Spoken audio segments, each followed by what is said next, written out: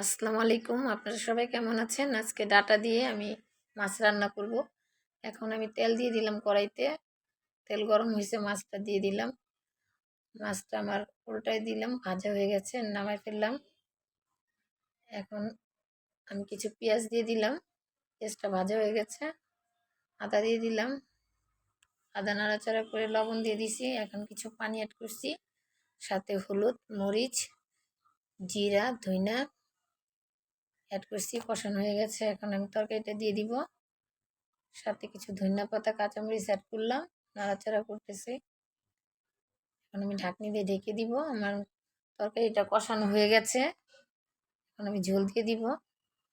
ঝোল দিয়ে নাড়াচাড়া করে এখন তরকারিটা বলক হয়ে গেছে, কড়াইয়ের মধ্যে ঢেলে দিব। এখন আমি মাছটা ছেড়ে দিব। মাছটা দেওয়ার পরে তরকারিটা এখন আমার হয়ে গেছে। আমাদের চ্যানেলটিকে সবাই সাবস্ক্রাইব করবেন, লাইক কমেন্ট শেয়ার করবেন, আমাদের পাশে থাকবেন।